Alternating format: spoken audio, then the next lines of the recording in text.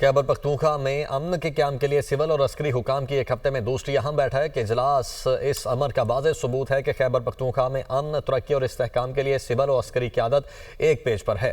फितनल खवारिज के लिए अब सूबे में कोई गुंजाइश नहीं है। खैबर पख्तूनख्वा मजीद खुशखबरियों और अमन की जानिब तेजी से बढ़ रहा है। दहशतगर्दी के वाक़यात में शहीद होने वाले शहरियों और सिक्योरिटी इदारों के एहलकारों को खिराज तहसीन पेश किया गया। इजलास के दौरान इस अज़्म का इजहार किया गया कि दहशतगर्दी के नासूर को जड़ से खत्म करने के लिए मरबूत इक़दाम जारी रहेंगे। इजलास में फैसला किया गया कि पेशावर में रवा साल होने वाले PSL के मैचेस का इनेकाद किया जाएगा। मलाकड़ में सूबाई हुकूमत के नज़्म व नस्क को फौरी तौर पर पुलिस और दीगर सूबाई इदारों के ज़ेर निगरानी मॉडल के तौर पर नाफिज किया जाएगा। इस कामयाब मॉडल को खैबर पख्तूनख्वा के मुतासरा अजला बिलखुसूस खैबर और अगज़ई और कुरम में मरहलावार नाफिज किया जाएगा। वज़ीर आला खैबर पख्तूनख्वा की सरबराही में एक खुसूसी ज़ैली कमेटी कायम करने का फैसला किया गया। कमेटी मुतासरा अजला में अस्करी कार्रवाइयों का जायजा और तरक्याती मनसूबों की निगरानी करेगी।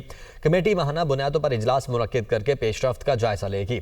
इजलास में इस बात पर भी इत्तेफाक किया गया है कि विफाक और खैबर पख्तूनख्वा के दरमियान मौसर राबता कारी के जरिए दहशतगर्दी से निपटने के लिए यकसा पॉलिसी मौक़िफ़ अपनाया जाएगा।